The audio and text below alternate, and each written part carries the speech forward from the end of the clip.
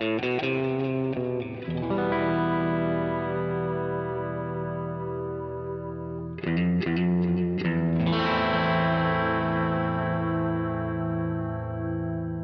listening to Mark of the Maker. And this is episode 20.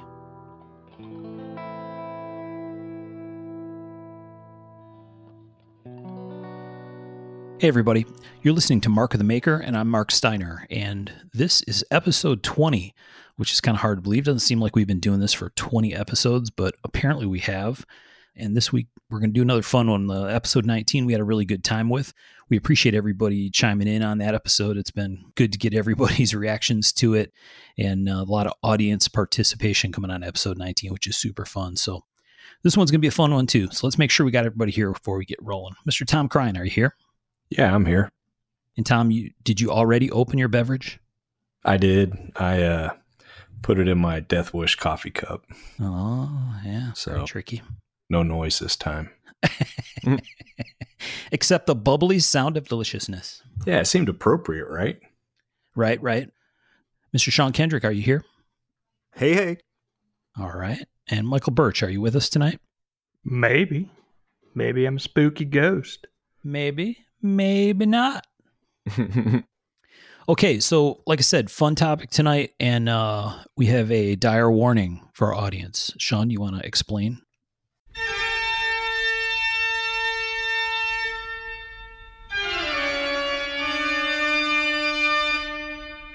Caveat. We may end up talking about some fairly brutal shit. If you're weak, just stop the podcast now and walk away. Just walk away.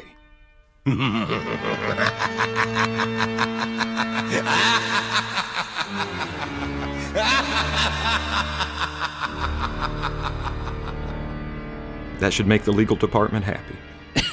Yeah. HR will be good. Yes, our army of lawyers required that disclaimer. And that was actually Sean laughing. That wasn't a... That was not a famous evil person. No. Other than Sean. Other than I, yeah. Well, I mean, Sean's a famous evil person, isn't he? Other than Sean, yeah. All right. All right, so Sean, you want to explain to folks what we're going to talk about tonight? Oh, absolutely. Since we're recording on Halloween, we're going to be talking about scary knives. Be it a knife that was used in a horror movie or a knife that just looks purpose designed for the malicious or the macabre, there are all sorts of scary knives out there. To get us started, let's talk about a knife that's seen a ton of horror movie screen time as well as extensive use in countless real-life crimes. I'm referring to the chef's knife. Used by many a movie maniac and real-life murderer, the chef's knife has become iconic as a brutal tool of opportunity. Probably the most notable cinematic psycho to use a chef's knife would be Michael Myers of Halloween fame. Yeah. Many a victim shed their life's blood on his chef's knife. Wow. See, that was actually Vincent Price. Soundbite. Out of page 72 of his cookbook for English roast. I think there was an English roast in one of his cookbooks. I'm not surprised. Wasn't that a Lamson kitchen knife, that the famous one from the movies? I believe so. Or is that a debate that goes on between the... Wow. Yeah. Now, actually, there may be some debate, but I think a Lamson is the generally accepted one. Yeah, I think there was a close-up of a logo or something at one point. Oh, like where he's got the knife raised or something, you could see the logo. Yeah. Yeah. It's a trope, and it's like they... and then when you go into the kitchen, they always grab that knife. It's always a chef knife. Yeah, because it's the biggest knife in the block. Yeah. Biggest knife in the block. It always has a big flash in the camera, right? Mm-hmm. Oh, yeah. Very much so. Ironically, I've never seen any of the Friday the 13th movies. Really? Yeah. Man, I've only seen like the first 2 or 3. Really? Yeah, man. They freaked me out as a kid. I didn't like scary movies. Well, they freaked me out, but it didn't bother me. It didn't seem that imaginative after the first few. You can only recycle fucking cheap tit shots and gore so long. You're probably going to get some hate mail on that one, because I'm sure there's some guys that are, aficionados. It'd be like collecting a bunch of the same, production, just because, it's the same doesn't mean it's not good. Well, yeah, and that's fine. This is my personal opinion. Like, what was a movie that scared you, Sean? as a kid? Hell. Hell, man. Probably Nightmare on Elm Street, because I had trouble sleeping anyway, and I was like, that motherfucker, he's going to fuck with me in my dreams, and there ain't shit I can do about that. I ain't got a gun or knife or nothing in my dreams. Right. So yeah, Freddy Krueger kind of fucked with me some. That was a scary premise. Well, and plus he was a pedo. That's awful. Yeah.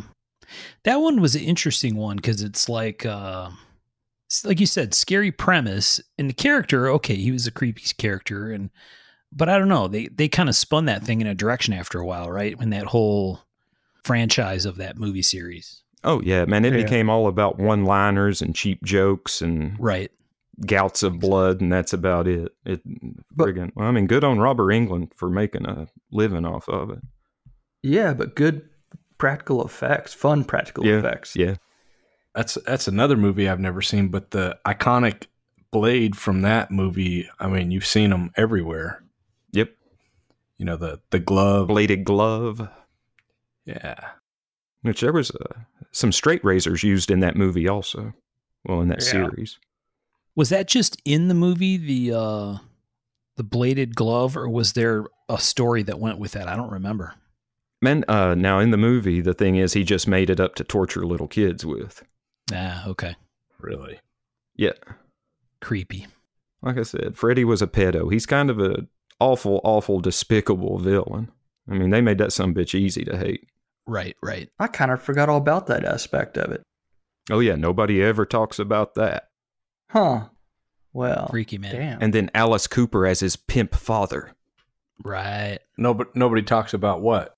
The pedophile aspect of the Freddy Krueger character. That's why he got killed. That's why the parents of the town burned him alive. I completely forgot about that. Yeah, I've never known what that was about. Maybe I have to watch it. I don't know. That's what it was about. I'm guessing he's going to give me nightmares, Sean?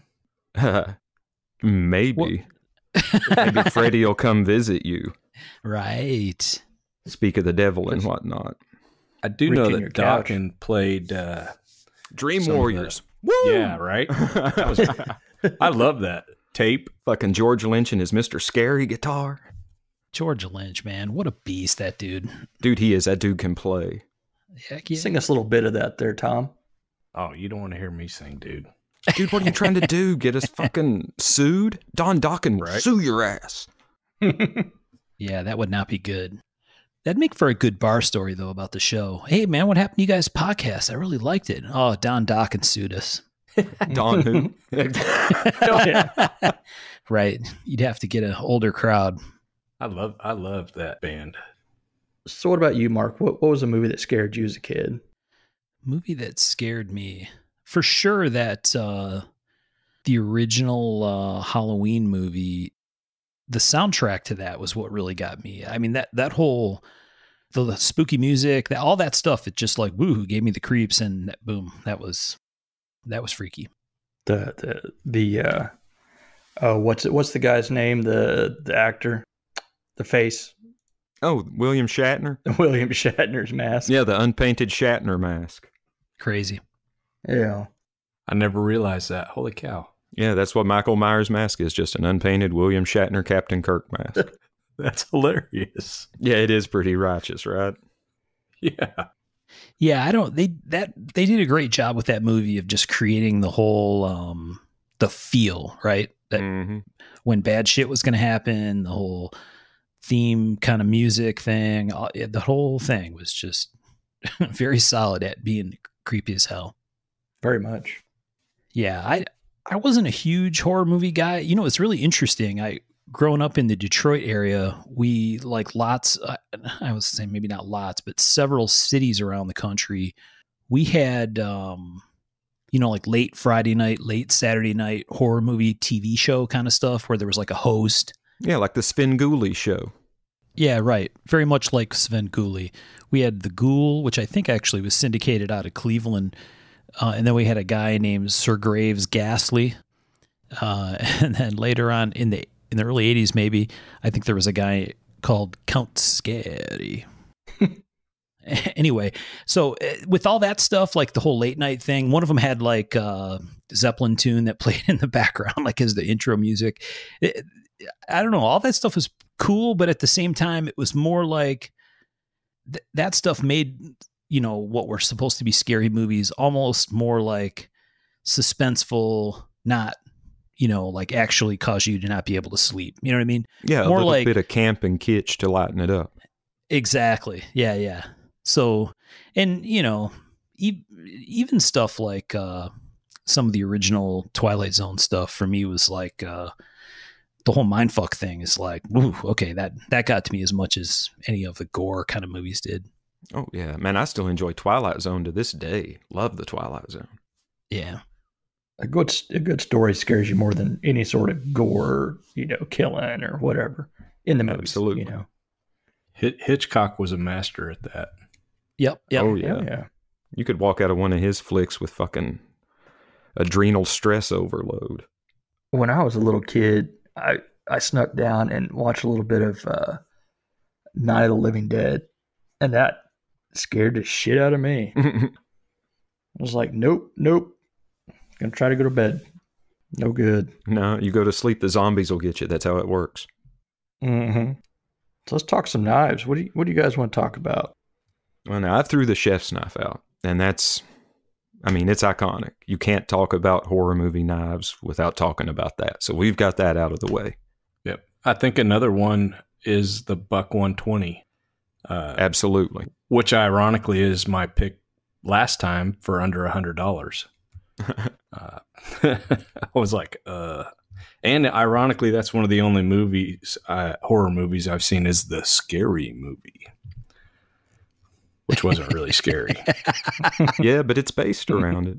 And the 120, yeah, it was right there up front. Classical. And then on the, that was also on the cover of Friday 13, not the cover of the posters. Oh, yeah? Yeah. Yeah, and I don't know how they pulled that off. Was Buck involved in that? Because it was obviously, a stretched out, they even made it even longer, but it was obviously a Buck general. Well, the 120 is longer. It's 2 inches longer. Yeah. Well, no, they made it like even larger. Scarier. Yeah. Like it has a 11-inch blade or some shit like that. Yeah. What? Crazy. But that was back in the drawn type of posters, the very kind of iconic type of posters. But yeah, they used that right on the movie posters. And there was a Cold Steel on one of them, an OSS or something on one of the posters, like Friday the 13th part 25 or something. So that is kind of an interesting. So I just searched Friday the 13th movie posters. There's a lot of crazy posters, man. That knife that you're talking about almost looks like a Buck personal or something, because it's like side on. I don't know. Yeah, I'm sure they took liberties with the design. I don't think they were trying to stay true. They just wanted to look scary and menacing. Geez, how many Friday the 13ths are there? Man, are there 14, 15 at this point? That's awesome. Jesus. What a franchise, man. And now, while we're on Friday the 13th, Matt Harris, I was talking to him about the topic, and he pointed out that if we don't mention the machete used in Jason X, the 10th Friday the 13th movie, a.k.a. Friday the 13th in space, we're totally missing the boat. Yeah. There you because go. There's the Uber machete is what it's called, and it's just a big-ass overbuilt machete thing. Ironically, I had Friday the 13th written down, and I had machete written next to it. Nice. That was the only knife I knew of in Friday the 13th. I actually watched that movie, the space one. Really? It was pretty bad. Like I don't know why. That's what I figured. I'd say it was one of those sick days and stuff, and you're flipping through and you're like, all right, let's do this. I shouldn't have done that. That's 2 hours you ain't getting back, kid. Exactly. That's awesome. Well, some of that stuff, you get a little bit surprised. I've seen like the Alien versus Predators, and I'm like, I'm not going to like this. I was like, that wasn't too bad. Maybe I was kind of hoping for that, but it didn't happen. Now, if you guys want to get like some real cheesy gore, hit up Turbo Kid on Netflix. Yeah. It is pure nostalgic 80s gore. Huh. And it was made like 2015. It's like Mad Max meets like, I don't know, They ride around on bicycles and stuff. Michael Ironside's in it. And he's like the only real actor. Oh, dude, if Ironside is in it, it's got to be fucking classic. Oh, it's so cheesy, but I watched the whole thing. It was a treat. You know, not much to do with knives because they use, you know, anything and everything they could to, you know, they went with whatever weapon they could find. You know, he taped 2 hammers together. You know, it was just crazy and cheesy. And then, you know, he had that. Then another guy had a nunchuck hammer. You know, A nunchuck hammer. Hell yeah. 2 hammers flying around in nunchucks. That's pretty One guy creative. had saw. Oh, it was neat to watch. Had saw blades that shot out of his hand. You know, crazy stuff. Check it out. It's fun. Cheesy. I pulled it up and it's like a bloody BMX ride into yesteryear's future. Oh yeah, it's apocalyptic, except On they BMX. set the timeline of 1997. That's when the world has died. Wow. That's hilarious. Not a bad time to die. Made in 2015. That's Interesting. crazy. So it's like Yeah. a retro piece. Oh god, yeah, yeah. Someone just had fun with it. You can tell that someone's like, "Let's make this. Let's have fun, and just do it." And they did. You know, What's the music is fantastic. I'm looking at this image search that Tom talked about, the Friday the 13th movie poster thing. Yeah, there's a bunch of different knives Yeah. all through here. Machete stuff, Bowie knife, axe. There's all kinds of crazy stuff. Yeah, that Bowie kind of looked like a Gil Hibben almost or something. Yeah, interesting. So what do you got, Mark? What kind of weirdness did you pull up? Well, I didn't go the movie knife direction so much because we did Knives the movies before, but I was just kind of had in my head, you know, I've certainly had the reaction before of seeing a knife at a show or in a post online or something and said, damn, that's a scary looking knife. And so, Right. you know, one of the ones that immediately comes to mind for me with that is the Emerson Rhino. Yeah. Oh yeah, Yeah, it's got evil intent. Yeah, and I think we talked about the Rhino before, I think, right? Yeah. Yeah. In one of the episodes, but it's called the SSRT, the Silent Sentry Removal Tool. And for folks not familiar, that's a quick Google to look up an Emerson Rhino. It's a very rare knife. There aren't a lot of them out there, but it's got a big curving upswept blade. The blade's not super big, but it's sharpened on both sides. So it has a big, long, curved belly. And then the top swedge is monstrous, sharpened and serrated.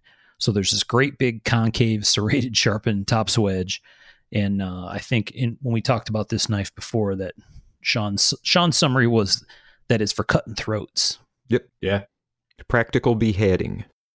Yeah. I wonder if it's been used. You know, surely somewhere out there that knife's been used. You know, in a movie, I wonder. Oh, in a movie? I don't know. Not. It seems like the civilian and the other Spyderco, the crazy one, gets a lot. Yeah, they get a lot of the. If it's going to be curvy and serrated, that's the go-to. Yeah. I think we talked about that being in Hannibal and quite a few different movies. Yeah. Yeah. So the Rhino is for me like it's one of those collector pieces. You know, it'd be cool to own one. I probably never will because there's not very many of them out there. But really, really interesting knife. Super, super purpose built for doing bad stuff to people. Mm-hmm. And that, I don't know. I think that's a great real world kind of scary knife. Yeah. Oh, for sure. And I mean, Ernie's talked a little bit about that before. We really should try to get Ernie Emerson to come on the show and talk to us a little bit because I bet he might have some stories about that. It seems like I've read or heard him talk about that actually being in use in the field before. So that'd be a really interesting conversation. Yes, sir. And for the record, I've also seen it listed as the SSDS model also. Oh, really? Yep. No, actually, that was what I originally saw it wrote up as when I first saw a picture of it in Tactical Knives in like 95 or 96. Huh. DS. SSDS. Don't know what it stands for. Interesting. Silent Sentry Decapitation something? Beats the shit out of me, man. Disposal? I don't know. Yeah, crazy.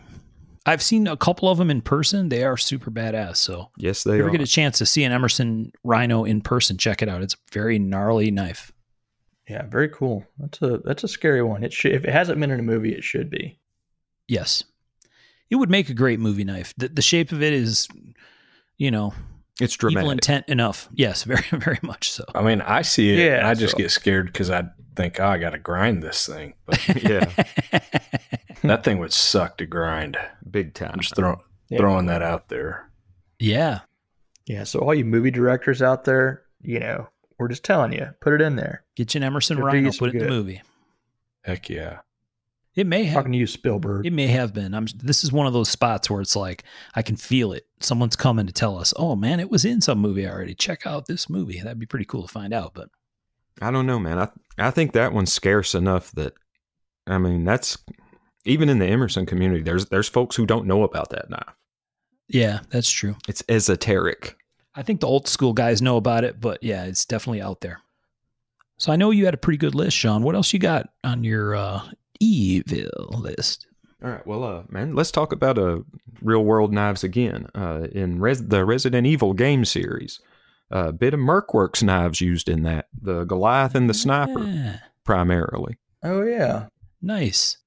Yeah, I think a Sniper was used in Resident Evil 4, and then, man, I can't remember which game it was, but Chris Redfield had a Goliath on his battle gear. There's been a few in the video games that have been used. There was a Strider in one, wasn't there? In one of the They, Resident Evil games? No, not Resident Evil, but just Oh, no, Metal Gear Solid, let's see, was it... So two? it's in the game and not the movies? The Mercworks isn't in the movies that I know of. I believe in the movies it's primarily kukris and shit like Yeah, that. she's got some kukris. Yeah. Great movie franchise. I've never played the game, but the movies are awesome. I've never seen the movie, but Resident Evil 4 is one of my favorite games of all time. They were actually legitimately kind of, creepy and kind of fun. Yeah, Kind yeah. of like the Silent Hill and, that sort of stuff was kind of neat. RE4 had Atmospheric some type game. decent jump scares, a good storyline. I mean, I can't complain about it. And those guys have a lot of fun with the weaponry, you can tell, building and making. Hmm. Oh, heck yeah. Yeah, it's pretty cool. What about how about the Phantasm Ball? That should count. That's got two What do you- blades. It should That stuff freaked me out when I was Yeah. a kid, man. sometimes motorized, sometimes not. Mhm. And I'm pretty sure they used something else in those movies at one point, like some real, maybe cold steel or something. It seems like there's a lot of cold steel in a lot of movies out there. Not quite sure how that happened or what, but Man, I think it's where they're based around LA. that could be. I think that it's just access. Or one of those that kind of steamrolls once you're in a feud. That you're like, oh yeah, let's get that one knife we saw. Yeah, quite possible. Yeah, they had one in the Devil's Rejects. They had I think Sherry Zombie. I believe she had a Trailmaster. Huh. With the Stag. And the other fellow had like a kind of a generic larger Bowie. Did you ever watch those movies, Sean? Let's see. I've seen House of a Thousand Corpses, but I haven't seen Devil's Rejects, though I own it on Blu-ray. I just haven't watched it. You ought to watch it. Man, Rachel don't do horror movies at all. And me finding time to watch a full-length movie by myself, that's few and far between. Yeah. Yeah. That's where I do the old iPad and some headphones or some earbuds. Just kind of go in my corner. Kids watch something. I'm over there. Don't look at my horror movie over here. You don't need to see what's going on. Right. So Rob Zombie also did Halloween, right? And and He did one Halloween. it's supposed to be What's pretty that? good. I haven't seen it, but it's supposed to be great. The new. No, he did the one. No, he didn't do the new one. He did the one. Shit. What, 5 years ago? 4 years ago? Something like that. Yeah, I don't know. And supposedly it didn't get that great, but it's probably, guys that are Halloween enthusiasts or whatever you want to call them, aficionados. Michael Myers Maniacs. Right. I bet there's a Facebook group called that right now. You know it. I'm buying the domain Mhm. name. Sean out always on that monetized tip. Hey, baby, we live in a capitalist society, and I'm just looking to work it for all it's worth. That's all. Is that too much? I just want to play the game like everybody else. Right. What else you got for us, Sean? Let's get a little deeper. Right. Now, I haven't seen this movie, but Kane pointed out the knife to me, and man, it's one of the coolest knives on my list. There's a movie called Laid to Rest, and the villain is a dude named Chrome Skull, and he carries this knife that, man, it kind of looks like a Marbles Bowie with knuckles, and then these big jaggedy saw teeth that come out of the side flats. Holy shit. That may be one of my picks. What? No shit. That looks like a croc. Well, okay. Yeah, I was going to say that was going to be, I was going to pick the W.R. Kronk Shark for one of the knives that should be in a movie. And that's exactly what it is. It's got That's what it looks full sub. Yeah, and it's got these integral shark fins kind of looking things all down the side of it. And it's a fucking scary mean. It's in the points of interest. Yeah. The first It's one. pretty funny. Me and you both thought Kronk as soon as we saw that. I just haven't seen the knife. Now I'm trying to find a picture of the damn thing. Because I know there's a cheap Chinese version of it. What was the movie called? Laid to Rest. Laid to Rest. Holy shit. That'd be pretty crazy if that was what was in there. Now, if you search Laid to Rest movie knife, there's tons of pictures of it on Google Image.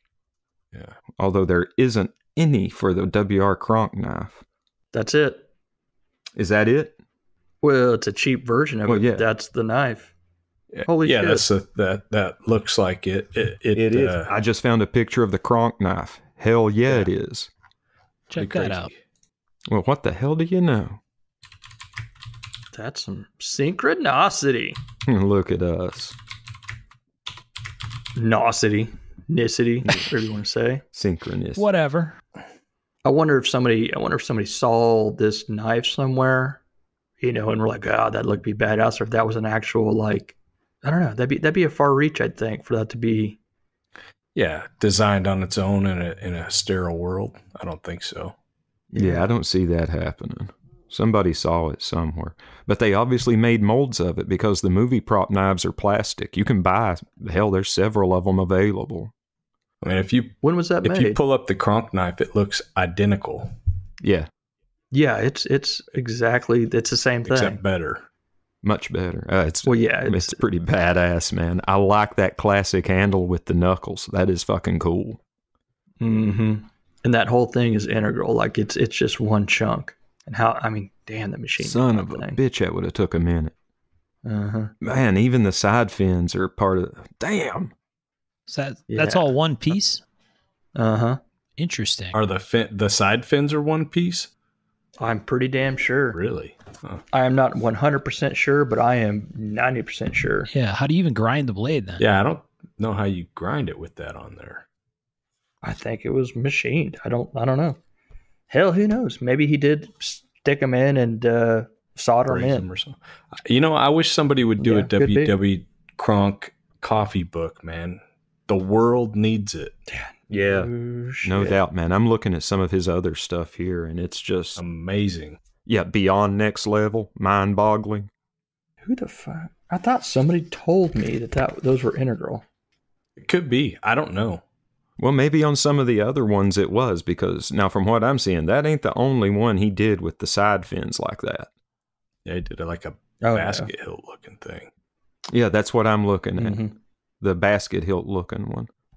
And now if the basket hilt dude is Man. integral, damn. Yeah.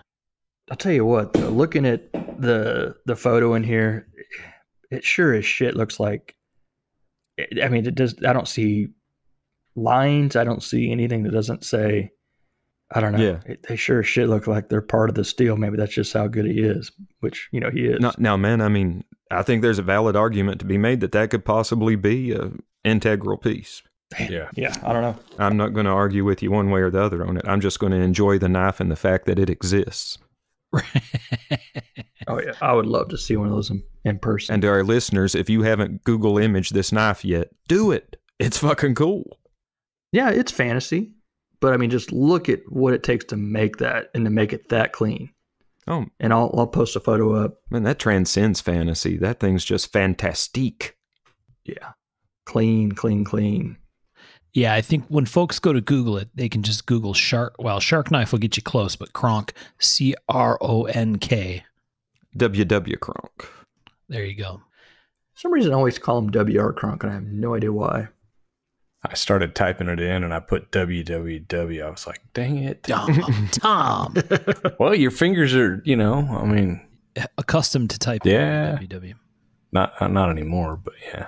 And now to give another nod to Laid to Rest, there's kind of a 4-finger knuckle knife with 2 or 3 blades on it. And it's I just a saw that nasty too. looking piece Yeah. of business. The same kind of blades, right? With the cross fins poking out of them, Cross like fins stuck poking onto a knuckle. Yeah. Yep.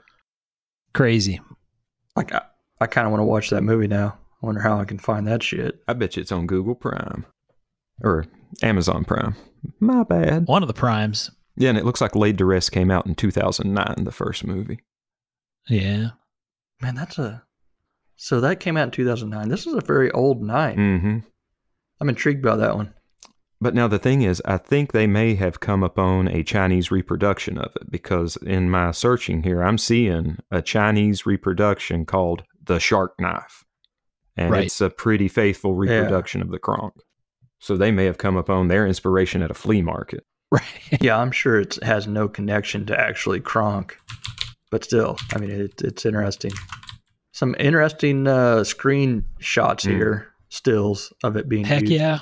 Like it says, one of the things I saw about this Laid to Rest movie, when it says something like the goriest movie of all or something, or I don't know, some kind of description about it. Super gory.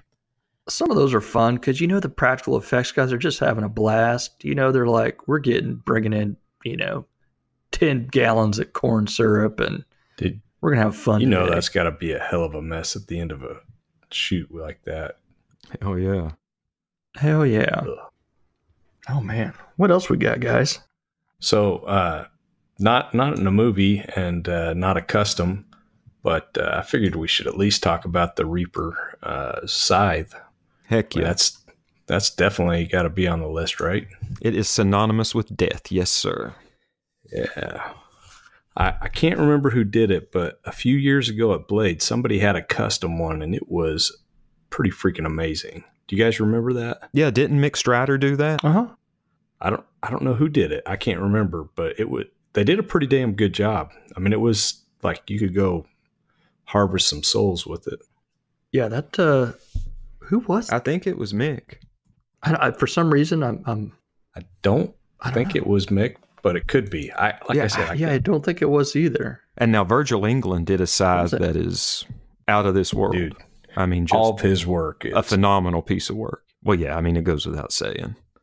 that dude thinks way outside the box. But even by Virgil England standards, this was an exceptional piece. Let me see if I can Google it. Oh yeah, it's got the like the bird head. Yeah. Dude, that is a pretty amazing piece right there. Yeah, that What- piece is What's the crazy. origins of him having the scythe? I know I've read some. There was one really awesome short story about the scythe and the reaping the lives as a blade of grass type of stuff.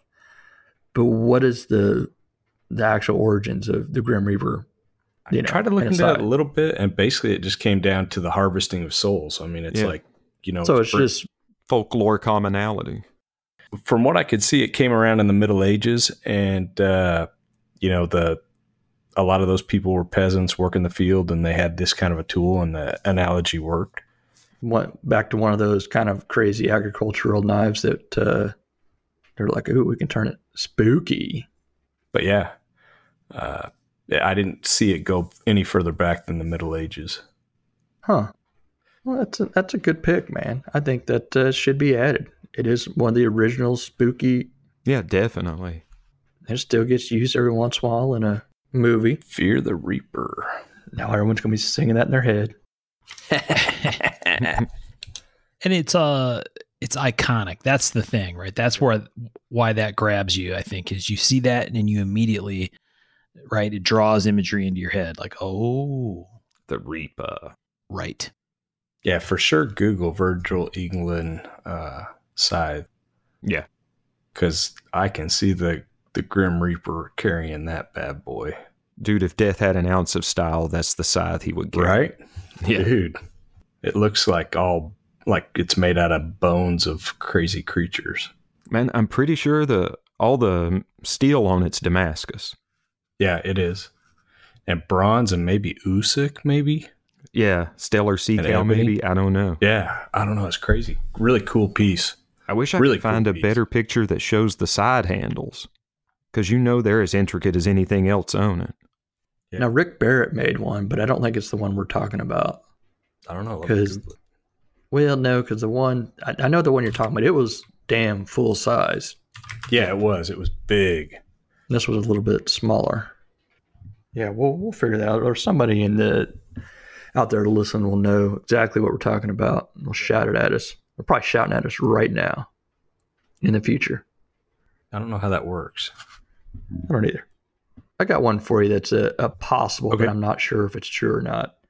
Let's hear it. Bill Luckett knife in the Cyborg movie, which isn't really truly horror. It's just kind of a more of an action. The Van Damme Bit of one. a thriller.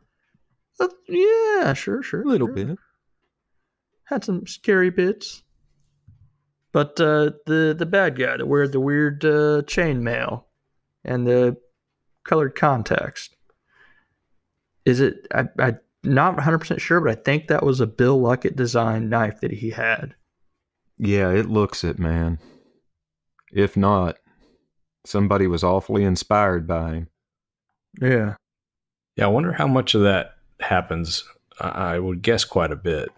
Yeah, I think once you get into some of the fantasy stuff, the oversized guards and stuff like that, it becomes a very, attractive look for, ooh, it's got to be big and scary. Bigger and scarier. More and more. What else you got? I don't know. What about you, Mark? What do you got going on over there? Well, one of the ones I wrote down, and again, is another kind of real world knife, but in the same realistic brutality angle as the idea of the Emerson Rhino is we talked about this knife a little bit before, but the 1918 trench knife. Oh, yeah. Oh, yeah. And I mean, the trench knife thing is brutality by design, right? It's like personal brutality. And scary knife, I think so. That's just a nasty looking, you're not cutting up your sandwich at lunchtime with the 1918 trench. No. Well, the knuckle guard keeps you from being able to properly access the food on the table. Right. Right. You smash the bread all flat and stuff. It's no good. Well, I think the World War I trenches were pretty horrible places anyway. Dude, so. I think Yeah. the trench clubs are a testament to that. Have you seen some of the trench clubs that they used? Dude, they had some hardcore, like, close quarters, weapons that were made with stuff on hand. Yeah, quarter-inch bolts through a piece of shrapnel and- wood. Yeah. Pretty crazy stuff. Yeah. So there's cool stuff, right? There's the historic theater pieces, very, very cool, and a bunch of history. We talked about maybe having that as part of an episode at one point. But there's a bunch of modern interpretations of that trench that are pretty awesome. Like we talked to Andy when we did the episode with Andy Frankart. He's got one of the Les George ones that Les did recently with aren't they cast titanium handles? I think so. Yeah. Yes. Yeah. Although So you've seen the one Les did that was kind of a jigsawed together titanium. Oh yeah, Yeah. exactly. He's doing some Yes. awesome stuff. Well, dovetailed together, I guess would be. Dovetailed. Yeah. Yep. So really badass modern version or interpretation. I think staying very true to the idea and the design style. I think this was wasn't it last year or the year before, Michael, that you had one of the blanks from Jeremy Horton Uh-huh. and didn't you put star handles on it? Yeah. Yeah. And so that was pretty That's cool. Jeremy zero ground convex blade setup, right? With Yeah. I still got the blank here. I screwed my grind up, sent him the handles, and he put it together and did his coolness to it. Yeah. So that's a pretty badass interpretation of the trench concept, right? Yeah, they're just kind of fun to hold. You know, they have a weight to them. It's just kind of The Bowiedemans weird. make one too. Is that right? Yeah. Yeah, theirs is pretty cool. Yes, it is. But does it have shark fins? I'm thinking Not the yet. shark fins are like awesome for one stab. After that, you're like, why did I put those on there? As you run away without a knife. Well, obviously, you're not a maniac killer. Right. I'm just I saying, believe it's you would sticking understand more if you were a psychopath. Maybe you need to watch Laid to Rest and find Yeah, out how they Tom. get it back. In. Yeah, we might have to. It's going to be hilarious if he stabs it in and then can't get it out and runs away. Based on the Google image stuff that came out we saw, it came out is just a big mess. Pulled the rib Very cage with messy. it. Yeah, I was about to say exactly. you're going to catch a rib on it, and it's gonna be tough. Yeah. So gnarly trench knife. I like that. That's pretty scary knife. The Skull Crusher is what makes me cringe, because just the idea of the weight, you know, the old ones that had the brass and stuff like that, the weight of that thing, Yeah. you're done. Now I want to make one. Now you're talking. Man, to touch on Tom talking about World War I saw read a bit of an article the other day about how we wouldn't have modern horror and fantasy as we know it had it not been for World War I and the authors that came out of it. Oh, really? Really? Very interesting article about how that modern horror of war that these guys experienced for the first time, it really shaped that generation, and all the literature that came after was really shaped by it. And fantasy got darker and horror got more horrific. Interesting. Yeah, that is interesting. I can Well, for I mean- sure see how that would work. And it can be argued that the Lord of the Rings books wouldn't have happened had it not been for World War I, because a lot Yep. of people posit that was Tolkien dealing with things he saw in World War I. Yep. Yeah. Interesting. Well, and Yeah. it just like the whole trench concept, right? It all goes back, I think, to the up close and personal kind of warfare versus, you know, airplanes and bombing and large artillery and right. Not that there isn't hand to hand in every campaign or war, but certainly there was a lot more of it, I think, in World War I and certainly earlier times. Yeah, Oh, yeah. trench warfare. But you have to say, I mean, Poe was doing some scary stuff back in the day. You know, back in the early 1800s. You know, so it's, I don't know. I see it, but I also see there was good kind of horror stuff roots before then. Oh, well, yeah, but I mean, the levels, horror changed. It Yeah, became you're more right. brutal. I wonder if that's the idea. Some of the gore and stuff came into it, not just the idea of being scared, more of the idea of gore and things. Yeah, man's inhumanity to man is the horror all in its own. Yeah. Right. You know, I don't know, man, about it getting more brutal. I mean, I went down a kind of a dark rabbit hole, and it seems like man's been pretty brutal and horrible for a very long time. Oh, well, since inception, but we didn't write about it that. Well, I guess we have wrote about it. I'm sure there are torture treatises out there from antiquity. Yeah. Freaking another train? Yeah, you got a bunch of trains going through there. It's a ghost train. Right. Super scary. Yeah, but speaking about that kind of rabbit hole I went down, I thought I remembered a torture device, a historical torture device, and when I started looking for it, I found it in a movie, but I couldn't find it historically. And I remember it being, I thought it was a Syrian, and it was a blade that they would slide their victims down, and it would cut them in half, you know. And I found it in a movie called The Longships, and they called it The Mayor of Steel. They basically tie you up and slide you down it, and when you hit the bottom, you were no longer in one piece. And to me, that sounds horrible. Pretty Yeah. They aren't But, supposed to be pleasant. Yay, humanity. Well, I mean, there's that. Yeah, that's like I started Googling Assyrian torture and all sorts of stuff, and that rabbit hole is one you might not want to go down. Yeah. And he's not talking about like the mayor of Steel, like the horse of Steel. Yeah, like you got to ride it. Not like he's running the town of Steel. Yeah, it's not the mayor. But yeah, that's what I'm saying. I mean, it got into like flaying, and for some reason they like saws. They like to cut people in half, which seems like a really horrible way to go because it's not like a power saw. It's a like a 2-man team saw. yeah, I mean, like, well, yeah. There was so much horrible stuff. It's like, and speaking of horror, it goes back to a lot of some of the religious books and stuff. It gets kind of crazy in some of that stuff. Some of the old books, it's real scary, actually. Well, flaying, I mean, that seems like a particularly horrible and evil way to kill someone. Start on the extremities and just keep going. Yeah.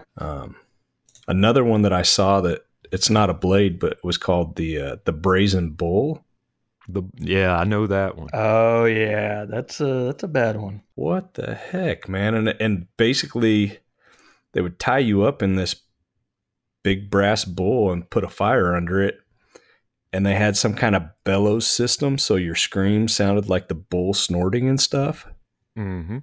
It was crazy stuff, man. People have been really bad to people for a long time. Yeah.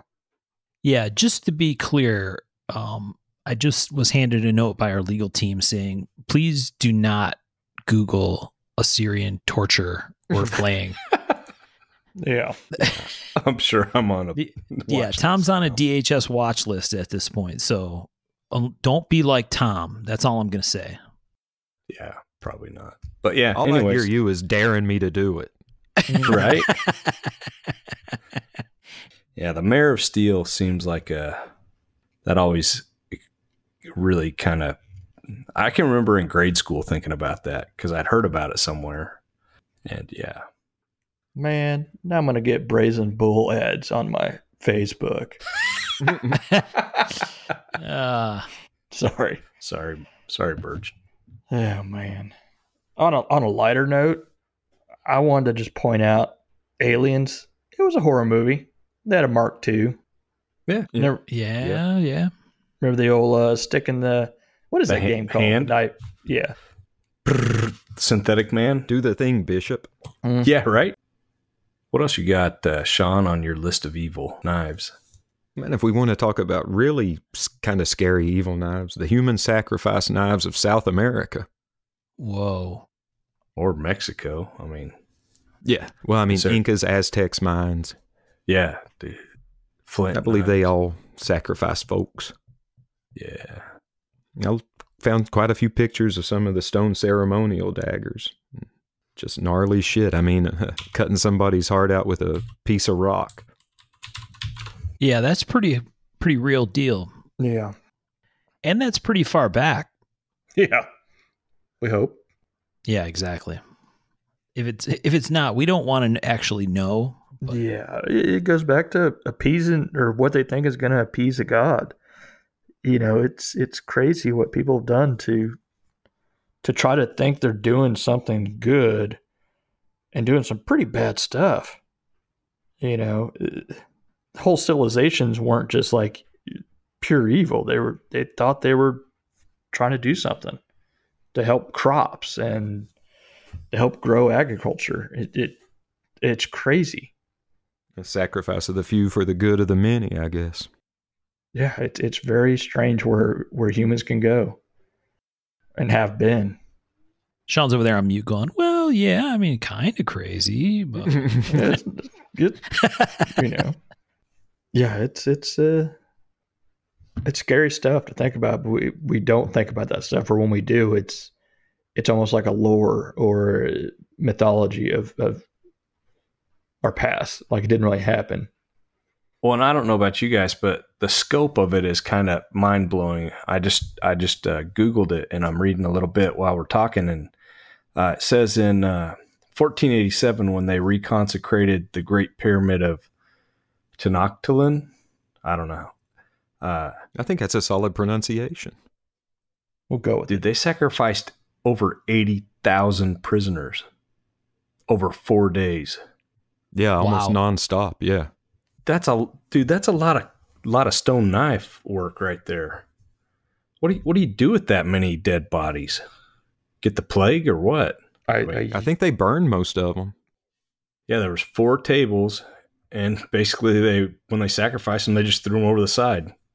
4 tables and 80,000, Tom? Yeah, that's what it says, man. I'm like, holy crap. Wow. You start thinking rivers of blood when you hear that. Yeah. Wow. That's horrible. You think? Crazy. That's a lot. Yeah, I mean, literally rivers of blood flowing out of that pyramid. Well, what was the road of where they hung the men or whatever nailed them along that road that was it was an ungodly number of people. And you're just like, You talking about Vlad? no, it was a shit. There's no way I'm going to think of that. What are you talking about hanging? Like spitted on a stick or hung by the neck or crucified or what? Oh shit! It was what did they do to him? Because I know the Romans were big on decorating roads with crucified prisoners. It was during the slave wars, and the Roman Republic. Here in the States? What? Oh, you're talking Romans. No, yeah, and it was just all the pathways. Are you talking about the stuff that Spartacus was based on? Yes, very much. But I can't name it. Yeah, during the slave rebellion, and they crucified every one of them on the road into Rome, I believe. Yeah, but it was an ungodly number of just crazy, Yeah, what was it, 20,000 maybe? Oh, I wish my memory worked like it should. Says 6,000 along the Appian 6,000. Way. There you go. Thank you. Appian Way. That's the one, man. We're bringing a lot of joy to everyone in this show. I was just going to say, what a great episode. Happy Halloween, everyone. Woo-hoo! Yeah, exactly. Got anything a little more lighthearted? Got anything there, Tom, that's Lighthearted scary? It's all scary, dude. There's no, well, that's like real scary, that's like Scary Movie. Oh, we already covered that. Okay, Yeah. here's lighthearted for you. Trick-or-treat knives. Do you prefer the kind with the painted-on blood or the kind with the liquid blood inside the clear plastic shell? Oh. Painted on. Myself, I'm a painted-on blood guy. Yeah. Man, those fancy ones with the blood inside didn't come around until much later. Yeah. The little gel inside, I thought that was pretty cool. It's cool, but it's a little try hard. Yeah. Well, yeah. I'm down with the paint. Yeah, I Oh, like yeah. the dried blood aspect of it. I've already used this motherfucker so long ago that it's dried off. I need to re-wet Exactly. it. Exactly. Another little horror movie one, not movie, but shows, but The Walking Dead, which I think we watched a couple seasons of it and got real weird, but they had a lot of bussies in it, or at least a few of them, Yeah. which was, Daryl, the guy that rode the motorcycle, he had some bussies. I think a Project Is that the Gemini. redneck dude? Yeah. Yeah, the dude from Boondock Saints. Norman Reedus. Norman Reedus. Yeah. Normus Reedon. Yeah, that motherfucker. Good gosh. His first initial is E, so he's technically E. Normus Reedon. So. Me no Reedus too good. That's pretty funny. Nothing like a little verbal dyslexia to kick in the ass. Yeah, right. And I think maybe some Cold Steel on that one too. Yeah. So yeah, it's kind of interesting. It makes you wonder how the Bussy get in there. Was Norman a fan of Bussy? I was like, hey, I know some knives, or just like the prop guy was like, I'm just always curious about that. Well, certainly when we did the movie knives episode, Knives of the Movies thing earlier on, it seemed like there was a mix, right? Where sometimes it was a production guy that had a voice in making something happen because they weren't sure what to do, or a prop guy, but then sometimes, like the Stallone thing, right? Where he was much more involved in specifically what was going to be used. So Yeah, I think he's pretty much carried that into like the expendable stuff. There's a ton of those knives and stuff in those movies. Oh, well, now Hibben had 2 knives in the first Expendables movie, the big Arkansas toothpick and then the brassback Bowie. yeah. The brassback Bowie, nice. I dig that guy.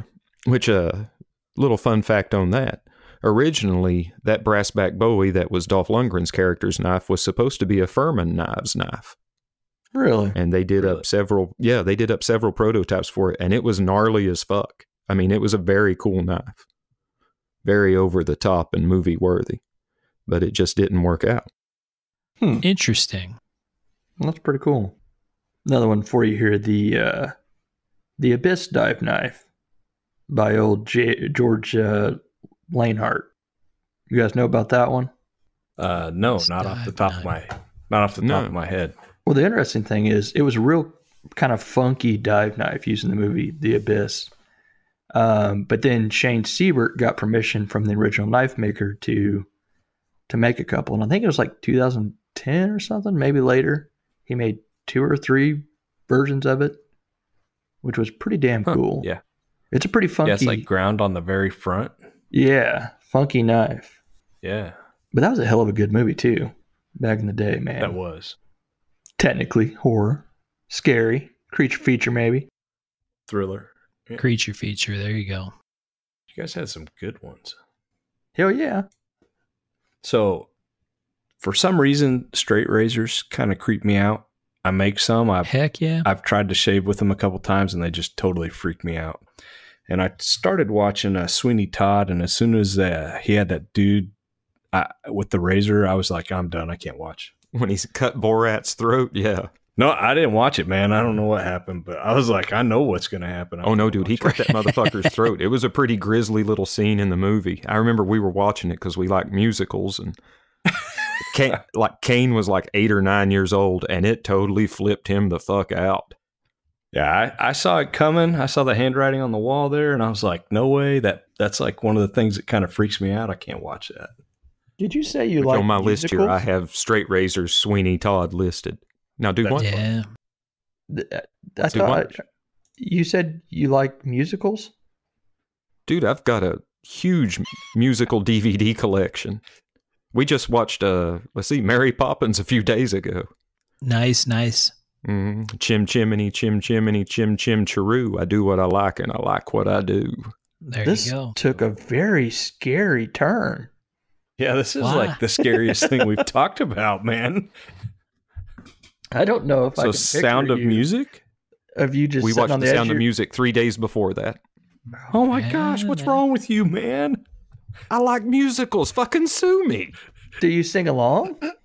Yeah, well, shit, yeah. I can sing all the musical numbers from the producers. What's the high school? What's the high school ones? You got those too? Oh no, I don't watch that crap. Oh, only the classical musicals. I mean, I'll watch some of the newer ones, like Rock of Ages. I like that one. I mean, it's a hairband musical. Yeah.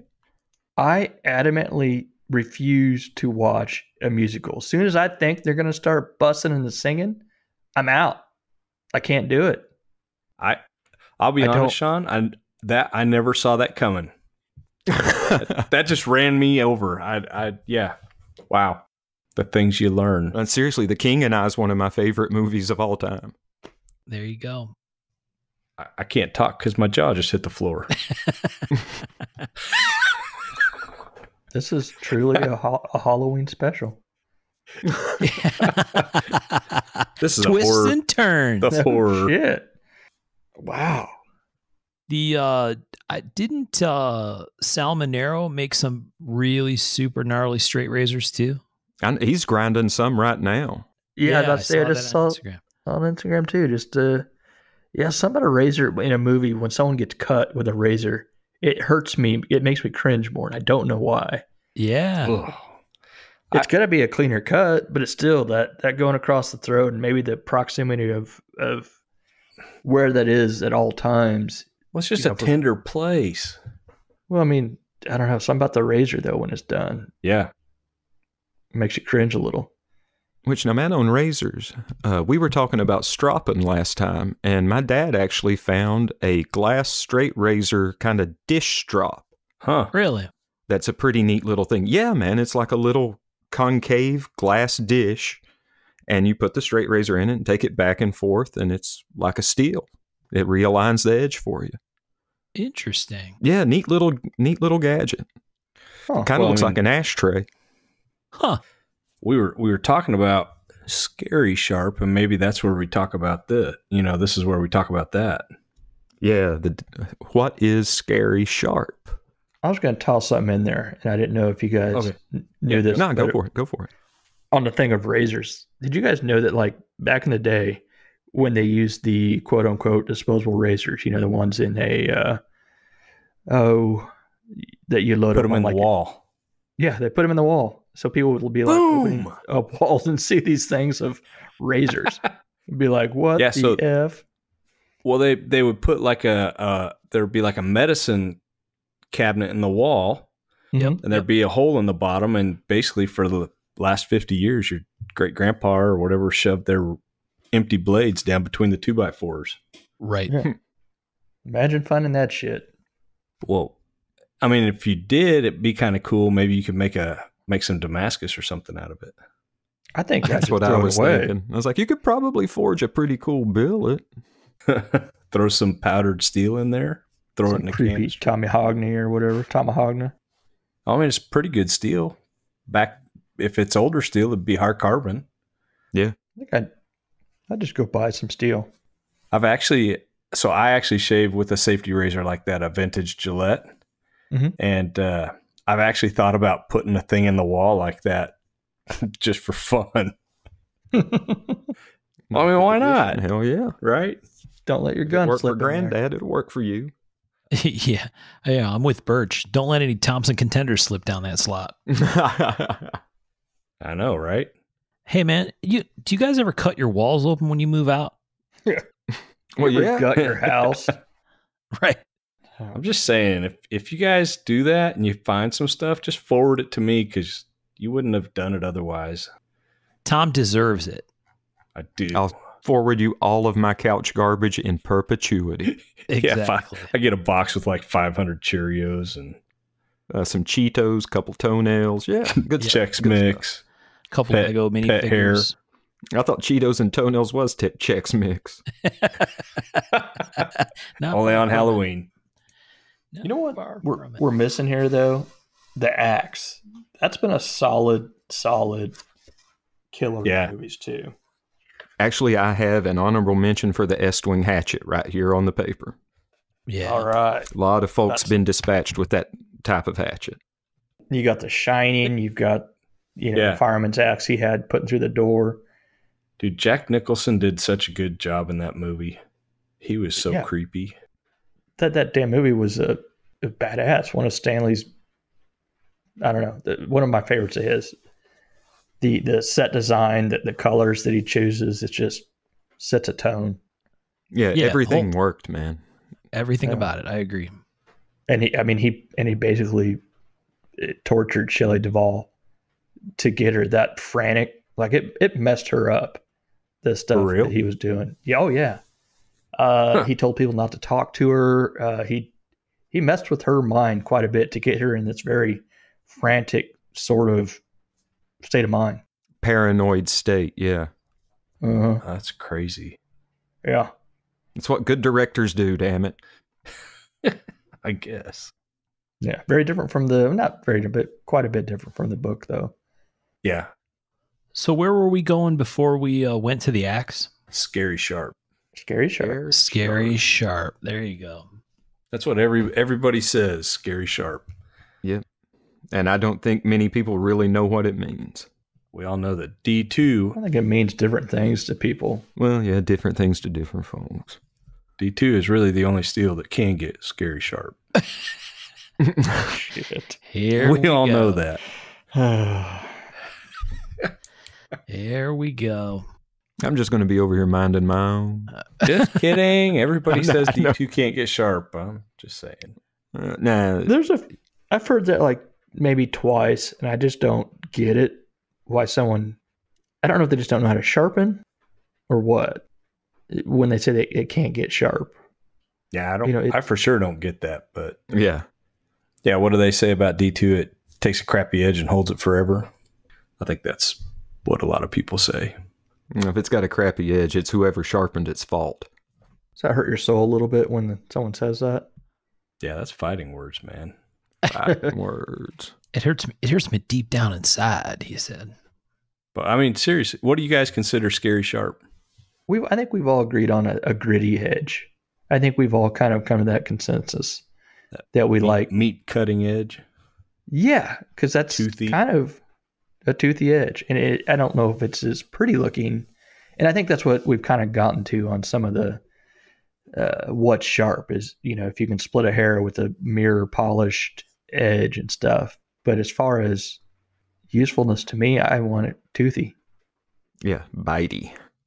Well, I think a lot of people, like, I don't know, with some of the new systems, it's very easy to, follow the recipe and get a mirror polished edge with a little bit of work, and they're ridiculously sharp. I will say they are sharp, but they just, to me, it doesn't stay sharp as long as I would like. No. And the toothy edge we're talking about, it can still shave, it can still treetop hair, cut the hair without touching the skin if it's done right. But man, is it aggressive and stay aggressive for a long time. Well, that's the thing. If you get it down close to the hair root, a good sharp knife is going to try to bite you, period. It's going to try to do its thing and run into you. I've sharpened knives for a few people, and they'll try to shave their arm. Mm-hmm. And at least 2 or 3 times I've seen people just stick it straight into their arm because it bites, it grabs. It wants to cut.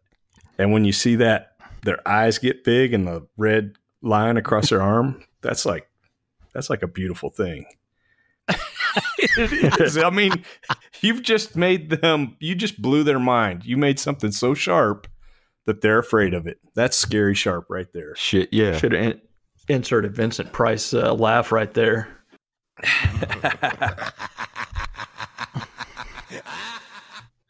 Oh, that's hell yeah. But they've never experienced that before. I like to check it on my fingernail.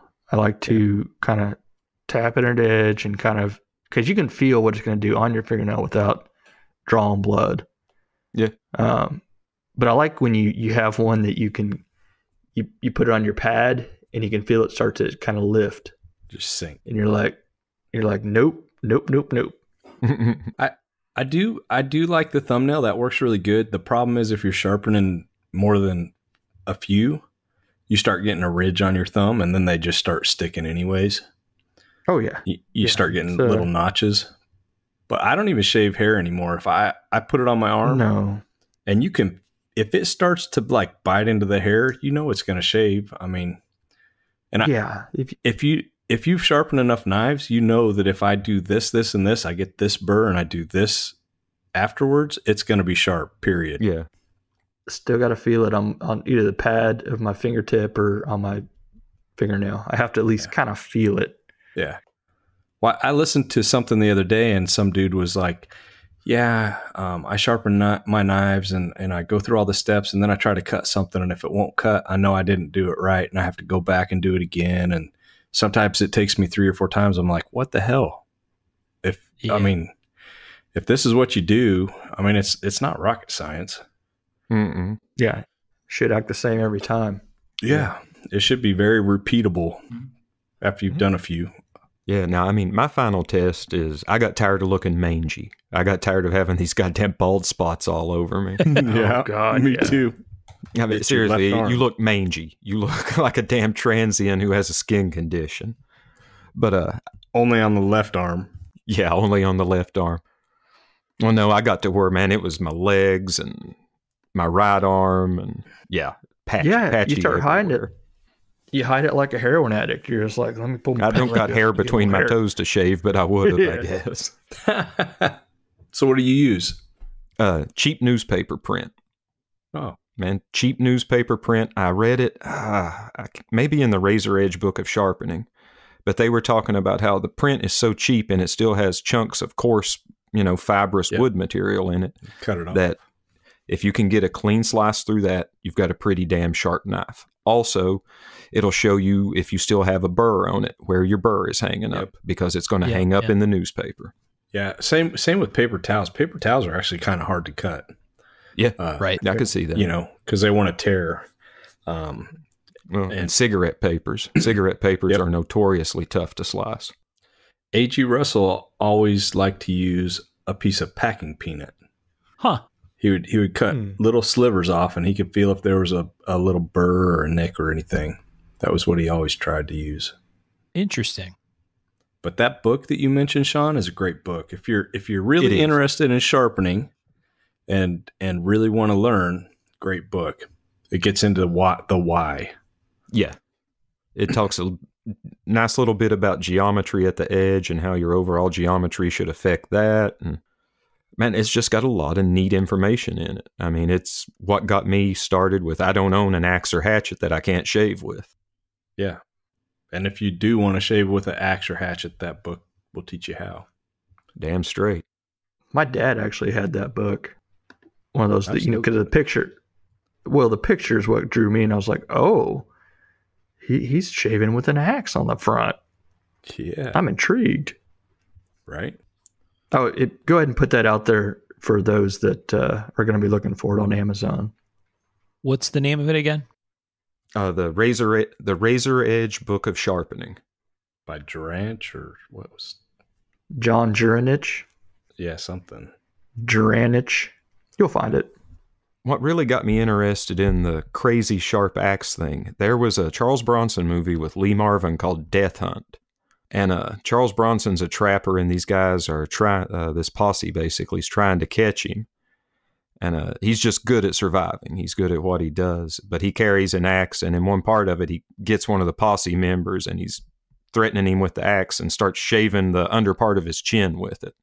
Ah. And you've mentioned that movie before. It's not a musical, is it? No. But Lee Marvin could carry it. Lee Marvin was in Paint Your Wagon, a musical, and by God, he sang. So what do you think of that? There you go. Clint Eastwood singing too. I know which one I'll watch and which one I won't. You need to expand your horizons, man. Man, I've already been down that road. Thanks for joining this week's episode of Sean Kendrick's 3 Degrees of Separation. Apparently, our next podcast will be a musical. I could do that. I could The only part I don't like is we couldn't have any dance routines. And what's a musical number without a dance routine? Paltry. That's what it is. Paltry. Paltry. Damn half-assed. And I shan't have it. I shan't have it. Do you dance, Sean? Hello. I'm dancing on the inside, baby. Oh, gosh. Yeah. Like a real weird-ass onion. Just keep peeling. So we've kind of taken several right and left hand 90-degree turns here with this conversation so far. But Sean got us back to the axe. That's a really good one. I think I'm almost sure I've seen that movie, Sean, because I can visualize that scene that you're describing where he's got that axe up underneath that guy's chin. Yeah, man, it's a great movie. I highly recommend it. I mean, there's the part where he digs out the floor of his home and gets down and they shoot his house up and think they fucked him up, but he was under all the bullets. I'm sure I've seen it. Well, one of the other scary knives that I had written down. So, what's that guy's name? He's like my best friend, and I can't remember his name. What is that guy's name? Are we talking about John again? Oh my gosh, John Gonzalez. Oh, yeah. Yes. So John Gonzalez had this, this is kind of going back a little ways on USN. He did this almost like a sword, but really almost more like a big giant chopper, like a 14.5-inch blade out of 1/4-inch CPM 3V with a big old harpoon swedge out at the end of it called the Gorgon. Oh, yeah. It's definitely a badass knife. I thought it was kind of scary looking. It looked like some kind of zombie warfare chopper kind of knife. It definitely could have been in a movie. But that was one that came to mind, and I went back and found a picture of it, and I'm like, oh yeah, I like that. So if people want to do a search, you can go out there. It's certainly, if you're on USN, you can find it. I don't know if you can find a picture of it on Google or not, but John Gonzalez did this Gorgon knife. Very, very I cool. remember that one. Yeah, badass. Man, did John do a kind of short sword version of his Sheba model? Probably so. Yeah, it sounds familiar. I can't stop thinking that I saw a short sword version of that kind of almost straight razory kind of blade. He did Yeah. a folder version of it recently. Yes. Yeah, I've seen that, but I'm thinking, shit, years ago, I may have seen a very large version of it. I don't know. I'll reach out to him and find out. Because I can remember his name and he'll actually take my fucking call. Well, just real quick, Sean, did you say that there was a John Graham knife in a movie? Yeah. Yeah, I actually talked to John about that in the movie Ticking Clock with Cuba Gooding Jr. And it's kind of it's a thriller with a serial killer and there's some time travel and stuff. John's knife is actually featured in the trailer. Really? And it's a pretty wicked looking knife. I mean, it's definitely a dramatic movie type knife. Mm-hmm. It's pretty recent also. I've never seen the movie, though. I haven't either. I think it may have been a direct to DVD release. I'm not sure. Which is crazy with Cuba Gooding Jr. I mean, I'll have to see if I can find that. I think did you share the picture with us? Yeah, I shared The it. knife looks awesome. Yeah. Yeah, pretty it's cool. And then I guess it gets a decent little bit of screen time. Oh, really? Yeah. So we'll have to post that in the group, because that one might be hard for people to go find a picture of. Yeah. Yeah, I couldn't find it doing a Ticking Clock movie knife search. I had to get John to send me a picture of it from his archive. Yeah. You'll have to post that up.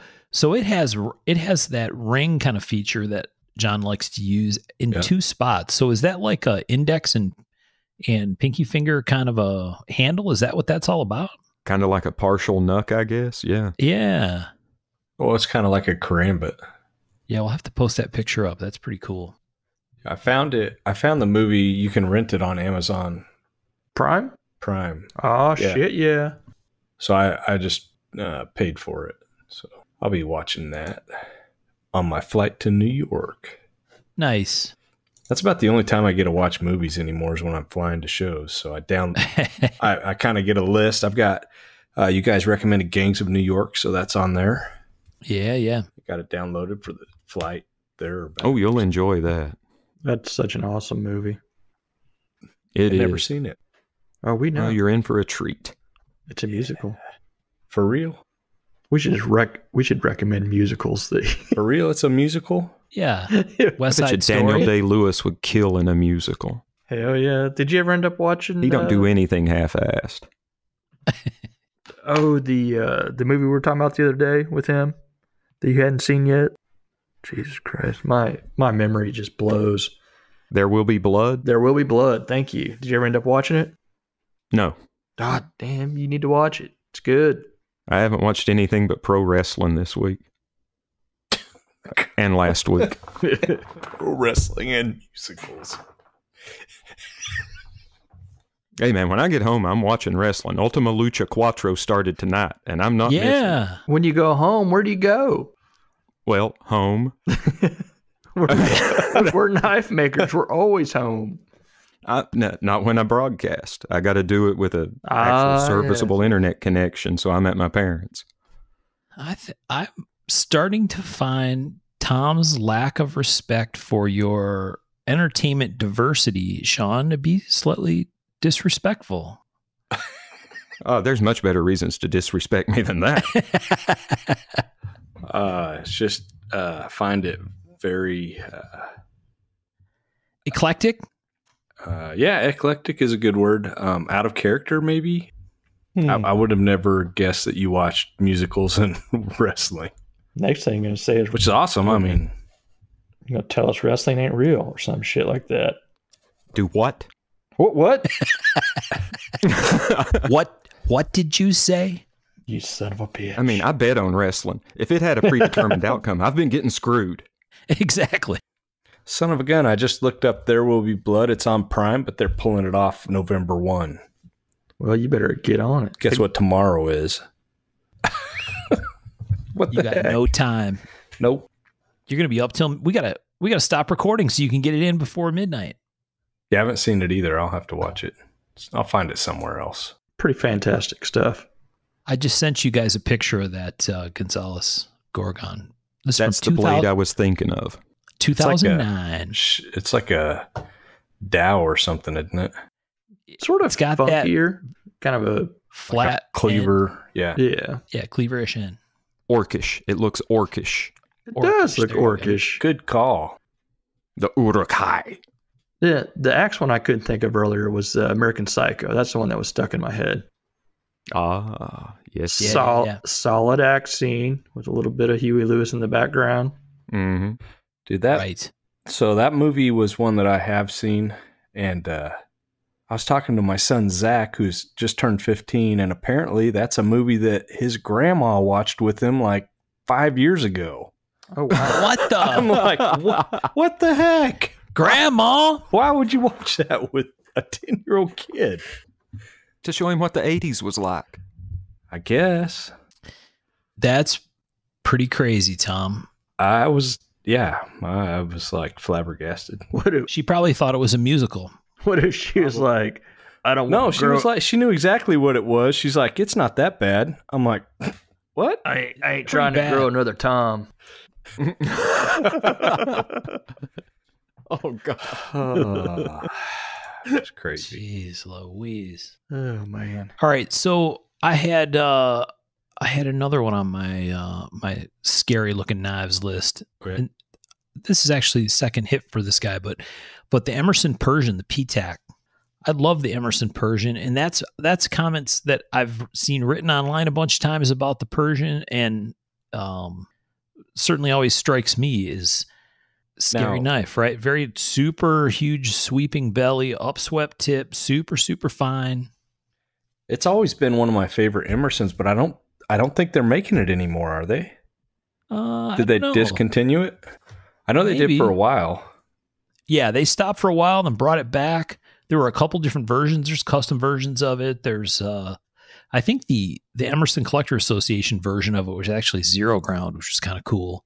Yeah, I had one. Well, I had one of the handmaids and one of the ECA Zero Ground ones, and they were both nice. Yeah. Dude, that tip on that thing is so needly. Oh, yeah. They're You could pop really splinters cool. with it. Now how's that? Yeah. How's that go on the list of like, collectible? Like if that's on the table, I know like is CQC6 is going to be like first, right? First pick. Yeah. Where would a Persian fall in that kind of line?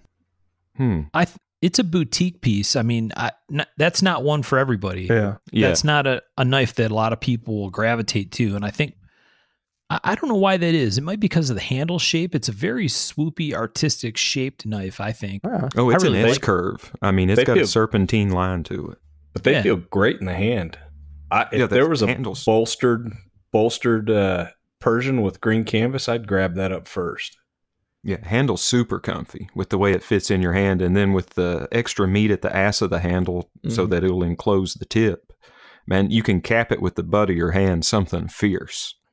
Yeah, you can reverse grip it. I mean, it works. It looks like a design that was done for design's sake, but it's very ergonomic, much more so than maybe you might guess by looking at it, I think. I think that's Yeah. part of Now, man, for flow cutting drills, it's flowy. That knife just has a beautiful flow to it. Yeah. I think a part of that goes with the design of the just like a Persian folder. I like making them because you can Yeah. make the handle real comfy because you can drop it way low, fit that tip in, and it just makes Right. for, Yep. like I said, an ergonomic handle. I like it. Yep. Yeah, I know there's some earlier versions. Maybe the ECA was this way with very smooth G10. Not smooth, but you know what I mean? Not the super skateboard coarse tape grippy texture. stuff. Exactly. And boy, they're fantastic knives. So Yeah. Oh, yeah. Well, for the Frequent- longest time, the ECA Persian really brought a premium. yeah. It's interesting. Like I said, I've had people when I've pulled that knife out before say, "Ooh, that's an evil looking knife."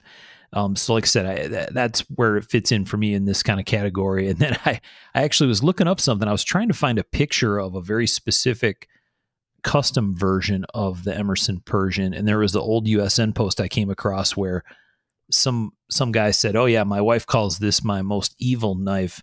And somebody else said, "Oh yeah, my kids call it the witch knife." Like, oh, that's a good description. I like that. They're hard to grind. Yes, they is. Came across a picture of one. Looks like it has some Chad Damascus and Mokutai looking bolsters. What's that one all about? Mokutai bolsters. Could be Damascus. I'm not sure. I saw several that have been pimped with like Mokutai and Stag and stuff. Well, this is on. Yeah, all the ones I've seen like that have been done by someone else. Well, it says it's on the think Emerson those- site. Persian Damascus checkered auction, well. spring 2016. I see what you're talking about. Yeah. Special auction piece. Huh. Oh yeah, There's not many No. like that for sure. No shit. yeah. I remember that auction. Didn't they do a bunch of pretty crazy ones and introduce some new models? Yeah, I'm remembering that knife now that I see it. That's got the checkered scales. Yeah. Yeah. Pretty fancy. That was a crazy auction. Yeah, I really like that knife. I actually have a production one that I got from Leonard Akita, and I just love that knife, man. It's very comfortable. I think it carries great with that crazy looking super curvy handle. It feels a little big in your pocket because it's kind of big at the top of your pocket, but with that big long flowy curve on the back, you know what I mean? It's not like sometimes there's knives that have a bunch of jimping along the back of the handle or a really sharp backspacer, and they're actually kind of uncomfortable if you ever have to actually dig in your pocket for something else. But that thing's very comfortable to carry. I carry it fairly frequently. It's a great knife. That's got a real low clip, but I think they kind of had to, didn't they? Yeah, to get that big old horn out of there. Yeah, Yeah. be able to fit the Emerson clip on there. Huh. Cool piece. Very cool piece. It's kind of in the similar category to the Rhino. You know, that same kind of super swoopy sort of shape. Not as quite as much turned up tip as a Rhino, but there's a very, very cool fixed blade version of that knife too. Yeah. That I think only really existed as a custom, probably, right, Sean? Yeah, I've never seen anything but the custom of that, and very few at that. Yeah. The fixed blade Persians. Yeah. Yeah. They're almost smaller than the folders, right? I don't know. And I'm trying to think. They're not a huge knife. It I mean, seems it's like not- I've seen a picture of one, and I've only seen like one or two. Yeah, I don't know. The folder is actually a pretty big knife, It's but it has a pretty big. lot of handle. I pulled up a Tom Crine regrind one. I'm telling you, they're hard to grind. But with a zero grind like Ernie does or a regrind, man, that tip it's like a needle. Nice. Yeah. There would be no resistance. No, that's I think the scary part of that knife, right? It's like Mm-hmm. definitely a stabbing implement, like straight to poke your aorta. So, question mark, is the Rhino, is that kind of built around a Commander frame or model? Yeah, I don't know. Now the handle's very commander-ish. Yeah. Well, and kind of the blade feels that way too, except it's cut down, right?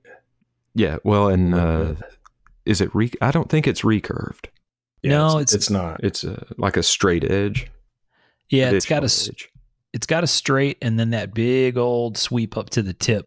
You know, I've seen people, Tom, take, I don't know if it's Commander, it probably is, but Yeah. like you say, Commander has a little bit of recurve to it. I've seen people grind a Rhino grind on another knife, maybe on a CQC8 now that I think about it. Now, I've seen commanders that had the Rhino treatment done on them. I know I've seen at least 3. Okay. I don't know if the sharpened part would fit down in the blade or in the handle. I don't know. It's really, it intrigues me. I wish there was a few more of those out there. Yeah. I know it'd probably mess up people's collections and collector value, Man. but I'm looking at a cares? picture here that came up of a Warren Thomas Emerson Rhino frame lock. Really? Yeah, somewhere on Pinterest, but by God, that's what it is. Well, Tom, when I get my Rhino, I'll send it down for you to check out. oh yeah. I see a Steve Ryan Rhino. I don't know. Yeah, I see the Warren Thomas Rhino also. Yeah, and now the thing is, I think Steve did the Rhino at the same time as Ernie almost, but completely independent. Yeah, I think I remember hearing something about Yeah. that, about them talking about that. I was going to say. Oh, that's pretty interesting. Yeah. Yeah. I'll tell you what, if you want mean looking knives, aggressive knives, Steve Ryan has made a bunch of them over the years. No, His and fixed still blades, is. yeah, his fixed blades are, man, they're salty. They are aggressive. They I bring like that salty. the funk. Yep, that's a good description.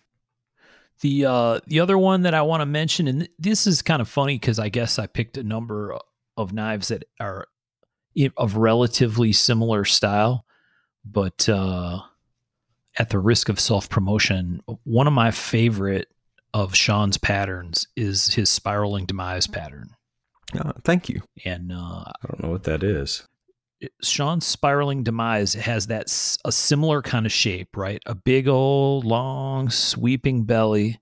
Oh, it's And, Persian all day, man. I was big into John Bias when I was looking at that guy, sitting down and drawing on that. Yeah. Into what? Spiraling demise is a nasty, nasty dude. Cool knife. What were you into? The John Bias shapes. It's nowhere near as exaggerated as those, but it's got plenty of upsweep to the tip. You need to listen to our Ethnic Knives podcast episode, Tom. Apparently. Yeah, I hear Tom. it's a modern classic. Yes. The Jambia. Oh, yeah. I wasn't getting that out of it. I don't know what I was hearing. Jambia. Yeah. I thought he was saying somebody's name. John, John. from goddamn Pee-wee's Playhouse. I got you. Yeah, the genie. I thought he was saying John B at first, and I was like, That's what I thought he was saying. who's that maker? Yeah, I was like, what? John B is the guy from that B. from the Serial podcast. S-Town. Oh yeah, John B. McElmore, wasn't that guy's name? yeah. Good podcast. We can throw them a bone and say it's pretty decent. A decent podcast, not like this one. Yeah. What's weird is I Googled that and one of my knives came up. I Googled spiraling demise Kendrick knife. What? And there's a picture of one of mine. I'm like, Oh, Tom, you filthy tracer. oh, it's a micro chef. How does Well- that come up under that? Well, I'm still scrolling through the Emerson Persians, and one of mine pulled up, but it says Joe Kios, and it doesn't look Persian-y at all. I don't know what Google's doing here. Yeah, They're not doing good. That's a cool looking knife though. Thanks. Is it chisel ground? Is it like a zero grind chisel? Man, I did them both ways. I primarily did them chisel just because that blade sucks to grind, and one side's bad enough. If you got to match up two, it's even worse. But I did several with a conventional V grind. Dude, I'm telling you, a zero chisel grind is, once again, it's all down to that geometry. If you're doing like a Scandi grind, like a 12.5 degrees on one side, man, that geometry gets talk about scary. That's it gets so sharp, it's crazy. And man, and with the chisel, that's the real I want to bite you edge because it's made to Yes. plane into shit. Yep. Yeah. Well, and on a normal knife, your geometry at the edge is about 30 degrees probably. So, you're literally at less than half of that. When you start getting that narrow and it's a zero grind, it's like, it's aggressive. it's aggressive. And here's what So little resistance in the cut. Yeah. Right. It flows so smoothly through the cut, it's ridiculous. But here's something that people don't seem to understand about getting scary sharp and getting stuff like that. If you really, thin is in. Yep. But if you want thin and good cutting and all that stuff, you can't fuck around with it. Don't be trying to go laterally on a zip tie with it. Yeah. Every knife has Yeah. a purpose, and every cutting edge, if you want a certain cutting edge, use it for that purpose. That's Yep. where it gets a bit scary doing some of these things when the knives kind of go As out a to maker. when they go out to kind of people you don't know. Yeah, you almost want to be like, do you know how this should be, used? Well, yeah. We just did our second project off the mill. We did I don't know if you saw the Hexagon Coos Deer Hunters. Uh-huh. Mhm. Yep. I've seen those. So we tried to make them as light as possible, and people are wanting pocket sheaths. I'm like, listen, don't put this in your back pocket and sit on it. You'll break it. Yeah. Yeah. You know, this is very purpose driven. And we also posted in there, it's not for splitting pelvis because it's 1/8 stock, hollow ground, and it's about 10 thousandths at the edge. These are designed for slicing, cutting flesh. I said no bones, and people are like, what do you mean no bones? I'm like, this is not designed to disarticulate joints or go through pelvis or ribs. No, use your hatchet. Get a bone saw. Yeah. If you're splitting the pelvis, use your hatchet. If you've skinned deer or butchered anything, you know there's purpose for every knife. I don't even like a hatchet, dude. I like a saw. I cut 2 cuts, one on each side, and then I don't have to like get cut on that jagged crap, and it gives a gap to work in. Hatch and split. Yeah. That's, I don't know. Different strokes, man. Yeah. Gerber bone saw works great.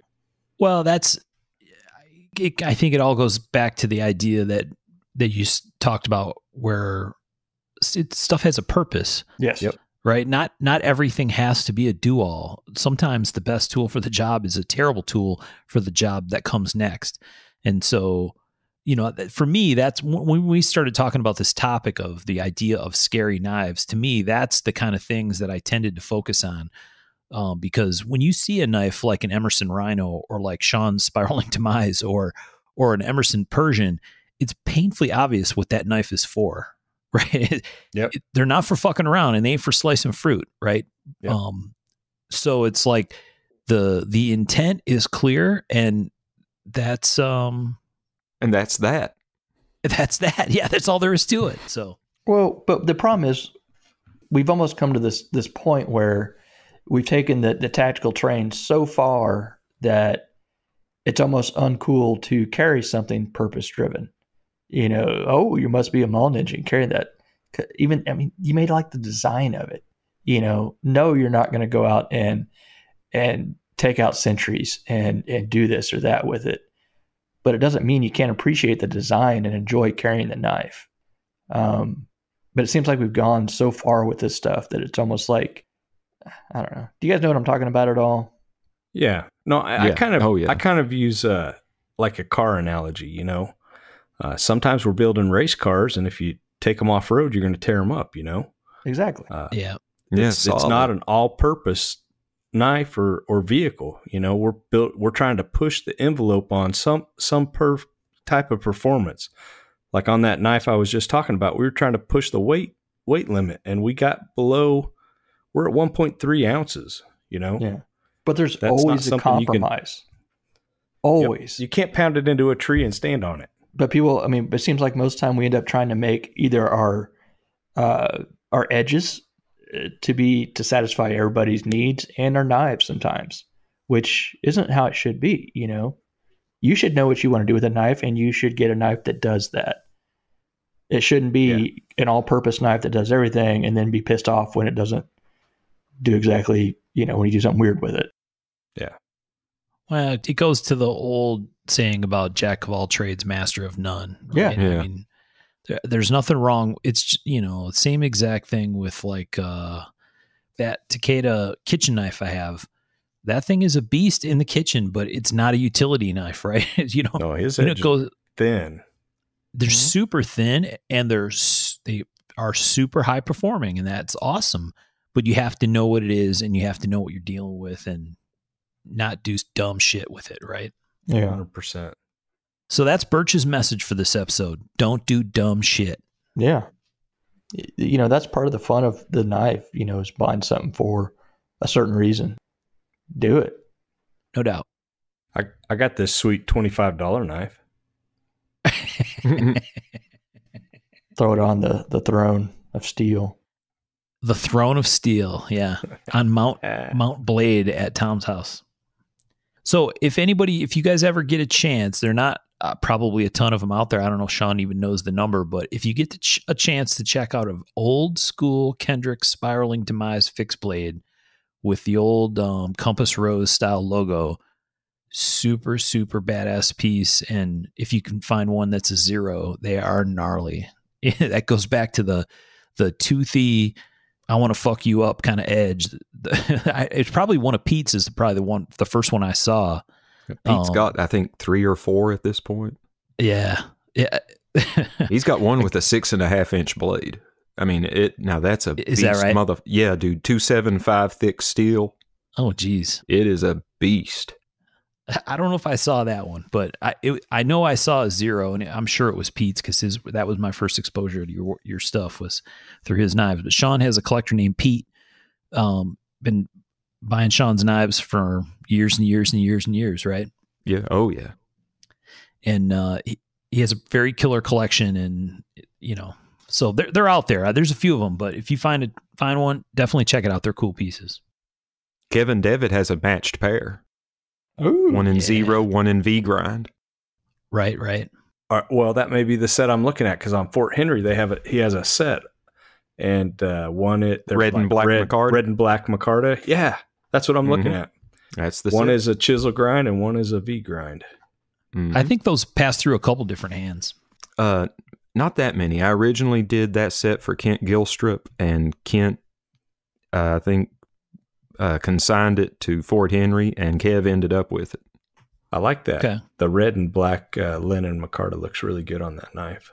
Man, red and black linen micarta's tits anyway. It's just good looking material. I stay away from that stuff. How come?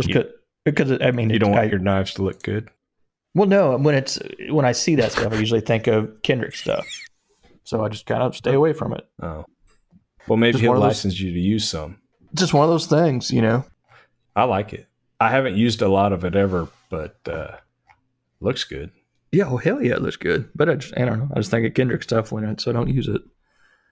I actually just picked up some more of it. The only place I could find it at was Sheffield's, and I figured it was best to get it while the getting was good.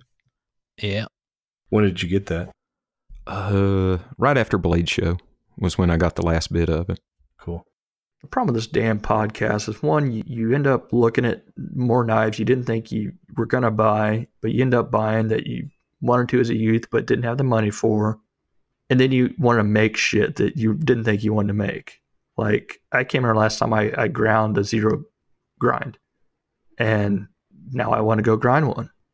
I'm just going to throw this out here. I picked up some stuff that is going to be fun. Might be laminated. I don't know. Might be wood. Oh, geez. Might be pack of wood.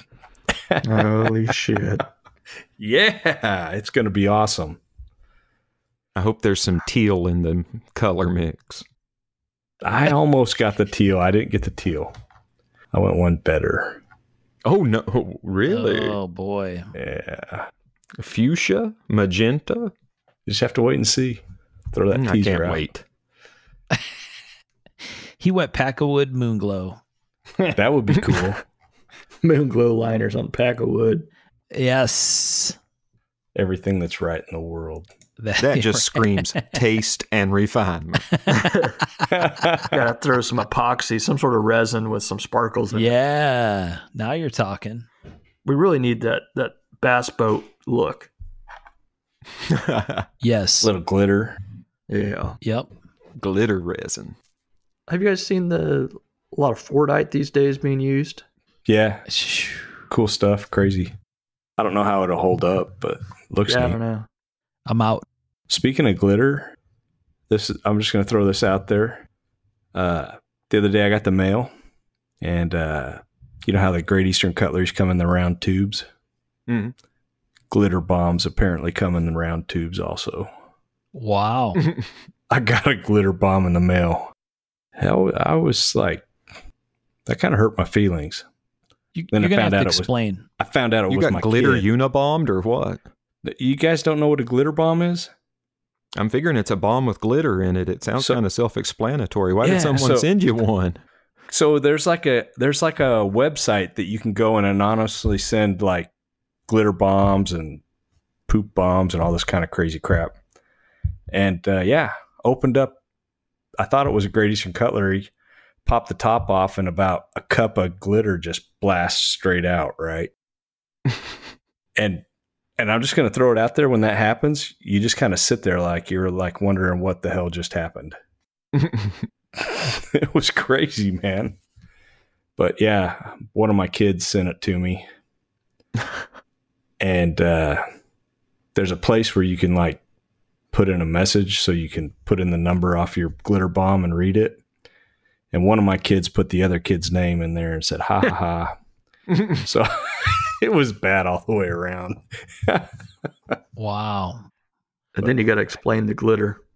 Dude, I've still got glitter in my shoes, man. That was over a month and a half, 2 months ago. Wow. Every time we vacuum the car, we get more glitter. Well, glitters is the herpy of the arts and crafts community. It's for life. It never completely goes away. I'm glad my kids like me. I thought mine did.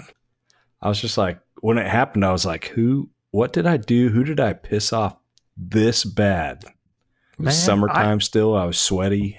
Oh. Glitter stuck everywhere. It was kind of crazy. We've taken the bandwidth of this episode pretty far, from roads lined with bodies hanging and in the air to flaying to glitter bombs and musicals. Yeah. Yes. Well, it was going to be kind of a fun episode, and I don't know how much fun it was, but by God, we talked about a lot of shit. Say, it depends on your definition of fun exactly. True. I don't know if people like this one as well as the last one, but I don't know. It was kind of an eclectic path that, you know. This is our audience ender. That's what I'm going to call this one. It's the working title. I honestly didn't know where this was going to go. Well, we just knew Halloween This is was the one coming. that'll separate the real fans. We want to do a Right. Halloween special. Yeah. That'll probably come out November something. 2 weeks Well, after Halloween. Yeah. Well planned. Well, in knife maker time, that's right on schedule. Exactly. Yeah. Sean, you got any more that you want to hit from your extensive list? Yes, absolutely. I would be remiss if I didn't mention Albion Armory's reproduction of the Frank Frazetta Death Dealer axe. Oh, yeah. That is a bad motherfucker. In the Death Dealer novels, they refer to it as an elephant splitter, and with good reason. Our RMJ's doing one too, right? Yeah. But it's not on the scale the Albion one is. Although it's wicked fucking cool, and I love the RMJ version. Cool artwork with it. I haven't seen the Albion version. That You must. original painting, which is so badass, of that axe. Oh, yeah. Dude, It the looks size of the Albion version is so. insane. It looks awesome as a weapon. That's gonna suck. Well, you're not the Death Dealer, so you can keep Yeah. that opinion to Suck it. yourself. I'm just saying it's got a round handle. Well, maybe you should work on your death dealing handle gripping skills, Tom. Apparently, we can't criticize this, but yeah, sweet axe, go for it. It's from a fantasy drawing. Well, just because it's fantasy can't mean it can't be real. Well, that actually is in the definition. Well, then get the Oh, RMJ jeez. version. It's slab-sided. All right, fine, Sure. whatever. It's sweet. And can you imagine how badly your peripheral vision would be fucked with that helmet on? Hello? Yeah, I got horns on that side. I can't see to my left. They're back a little ways. I have a bigger problem with the round handle, but this would not make it on Forged in Fire. I'm just saying. Oh, jeez. Well, that's an indictment in and of itself, I reckon. Yes, clearly. Clearly. I don't. Okay, speaking of Forged in Fire, Kane was at a pre-Halloween party and somebody mentioned that he makes knives, and this person started talking to him about Forged in Fire and said they want to get into it, and he's trying to impress upon them that the show doesn't really cover as much info as they thought, and they keep saying, well, I watched the show pretty religiously and I paid good attention. I think I'll be able to do it. Right. And he's Don't just like, quench in Dad, the it was water." giving me cancer. It was awful. Dude. Yes. And I was like, and son, that's why I don't tell people I make knives. Exactly. So the Death Dealer stuff, is that just artwork? Is there any story, or is that a character in a book or anything? There was a series of novels that was done probably 10 years after the original painting was done. And it's just pulp fantasy. Yeah. You know, kind of swords and sandals-y. Good, bad? Not too, well, yeah, fairly formulaic. But a decent read if you like fantasy. And I could have sworn that he had one of those acts, not quite the Death Dealer, but similar in one of the Conan covers. Like the I remember 8-1, something similar. Yeah. Now, the one I'm thinking of is the Conan the Berserker painting, but that was kind of a double-bitted axe. Yeah. Yes, I think that was. so. Yep. I actually watched a show on Frank Frazetta's, well, it was a show called Strange Inheritance, and it was about how his kids dealt with splitting up all of the artwork he had when he died. Very interesting show. Yeah. Because he had almost all the originals to those paintings. That's the way he set up the licensing. They paid for it, but he got to keep the original. Well, that's cool. Yeah. That's smart. Where was that show, Sean? Where did you see it? Shit, man. Is it on Headline News? It might be on HLN Network, the Headline News Network, or Okay. it's on one of the channels I watch for one of the True Murder shows I watch on. Isn't I think one of his daughters, or maybe his daughters all together, have His an Instagram daughter account and or her something. daughter are the Frazetta girls. There you go. At Frazetta Girls on Instagram, right? Yeah, that's. Yes. I just follow Frazetta. I don't think it says Frazetta Girls, whatever one I follow. No, Sounds it's like split up. Okay. When they split up the artwork, it got split between all 4 kids, and they basically took turns picking until all the art was distributed. Wow. And the art they chose is the art they got the rights to make money off of. They can't make Interesting. money off of any of the other Frazetta paintings without licensing from one of the other heirs. Huh. Oh man. Oh, it was nasty business. Huh. It really split the family up. Yeah, it sounds like it. That's I mean, sad. there was an arrest of the oldest brother for breaking into the museum and trying to abscond with like 16 paintings.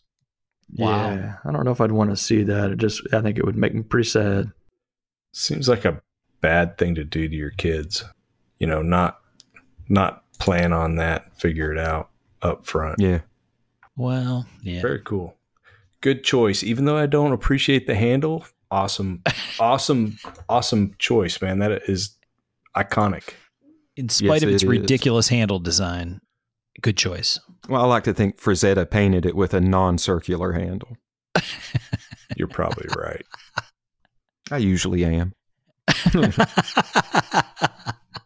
You can't see the finger grooves, okay? There's not enough detail there. Musicals, man. I don't know if I can go with usually right, but Oh, here we go.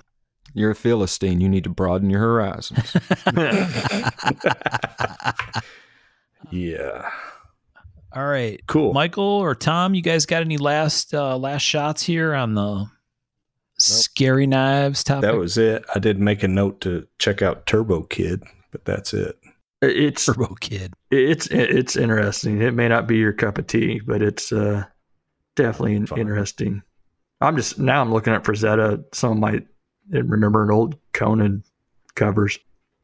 One of my favorites here from Conan the Conqueror when he's on a horse, diving into the battle. Oh, yeah. Yeah. God, I stared at that cover for a long time. It's almost like an old lithograph. Man, his paintings alone sold millions of books.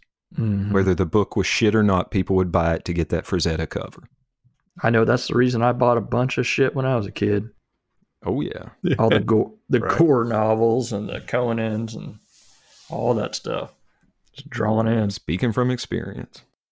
So this was definitely an interesting and different type of show. Less formatted and more just all over the fucking place. Yes. In the spirit of Halloween, by God. Yeah. So, what time are we watching Seven Brides for Seven Brothers tomorrow? What is Oh, man, that? come over and we'll have popcorn at about 4 and then dinner when it's over. I heard they got good eating Oh, at Kendrick man. Manor, I have heard that. so I'm down. Mhm. I like to cook, much like Vincent Price. Isn't that curious? Curiouser and curiouser. All right. Do we have anything else that we wanted to talk about? You guys see or come across or do or get anything cool that you wanted to hit on before we send this thing out the door? I don't think so. saw Hardcore was making a Moen platen grinder. You see that? Yeah. I hadn't seen one. I guess they just released like the first one. I saw it on someone's like whatever, but it's like a 1 inch wide. I thought Moen was working with Hardcore. He is, and they do the rotary platen, but they made a dedicated rotary platen grinder. Huh. Yeah, I didn't know that. I did buy a Moen carbide rotary platen this week. That was my big purchase. Yeah, it's a big purchase for sure. And it won't fit on anything I have. I have to like take a grinder to my grinders. Yeah, my KMG wouldn't push it. It doesn't like the friction and stuff it takes. It would bog down. Then that Uber, it didn't have enough room, so I had to cut out a notch. And then I just don't really use it much. I use it probably 3 or 4 times, but I will sooner or later. One thing, the New York show's coming up real quick. Ironically, that's where we started talking about this podcast the first time, Mark. Yep. That was the time. So we're at about a year, which episode 20, that's pretty awesome. Yeah, we're coming right up on it. 20 and then a couple of mini-sodes. So there's a lot that's happened over the last year. But I might actually be out for New York. I was planning to come. Plane tickets got goofy, and we got a couple things going on. So I'm back on the fence actually. That's crazy. Yeah. So I may or may not be at the New York show. I'm kind of up in the air. Were plane tickets expensive? Yeah. That's crazy because mine was so cheap. Yeah, I remember you saying that before. That's weird. They were expensive out of Detroit, more expensive than I wanted to be coming out of Detroit. And yeah, so I may not be there, but we'll see. All right, cool. Hopefully you make it. Looking forward to seeing people if they can make it. That's a fun show. Well, I think I'm not sure what episode 21 is going to be, but we're going to have another interview lined up here in a little bit, I think. So we've got to nail those details down. And, we, like I said early in this episode, we had very nice response to our 3 Knives on a Budget, our last episode 19. I wasn't sure how that was going to go over because it was just kind of a fun goof around episode, but I think people really enjoyed the idea of participating and coming up with their own picks at those price points. So thank you very much to everybody that took the time to listen and then kind of go off on your own and come back and share with us what you picked, because there's some pretty cool stuff that came out of that. Yeah. Some good information too. And Rachel pointed out that it makes a better than passable Christmas gift guide. Yeah, there you go. Well, and if you're getting rid of a sofa, you won't lose stuff either. Yeah. No, man, I'm in the cut the bottom out of your sofa crowd now. I'm looking to ruin a sofa just so I can do it. Exactly. Fuck your couch. Exactly. So, you could just kind of bypass Amazon and cut open a couple sofas and you don't even have to shop for Christmas. Yeah, 3 knives, a gun, some pocket change, a couple Legos, D&D dice. If you're over at a buddy's house and he's not in the room, gut his sofa. Yeah. Yeah. No, don't do that. Please do not do that. It's a living room pocket. It's not a sofa. Right. Room pocket. Yeah. All right. Anyway. Well, thanks for, I don't know. I don't think anybody's going to make it this far, but for those of you who have made it to this point, episode 20, without turning us off and unsubscribing on iTunes, thank you for following along on our very tortuous journey through Scary Knives. Yeah, don't unsubscribe. And if you made it this far, you're stout of heart and mind, and I salute you. Yes. It'll get better next week. Or next 2 weeks. It'll be better. It don't get better than this. Okay. Sean's taking this personal, man. Let's not lie. This is all we have. I brought my A game, damn it. I did my best. Stop apologizing. 5 stars. Right. Yeah. 2. Maybe 3 on a good day. All right. 5 Well, and thanks a half. thanks everybody for listening. We appreciate it, and we'll talk to you next time. Thanks, guys. Bye. Happy Halloween. Blah.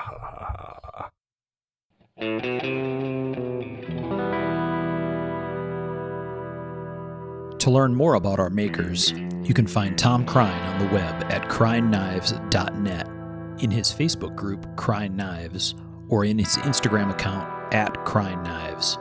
For Michael Birch, check birchtreeblades.com, Facebook group Birch Tree Blade Works, or Michael's Instagram at birchtreeblades. For myself and the Raygun Bead Project, we're on the web at raygundivision.com. We have a Facebook group called Raygun Division, or my personal Instagram at msteiner. For those interested in photos, references from the show, or some discussion about the show itself, you can find us on the web at markofthemaker.com, in a Facebook group called Mark of the Maker, or on our Instagram at Mark of the Maker. Last but not least, the ultra cool and haunting background music we use for the show is a piece called Noir Guitar by Stevie's Amp Shack, found at the Free Music Archive and licensed under Creative Commons CC BY 4.0. Thanks for listening.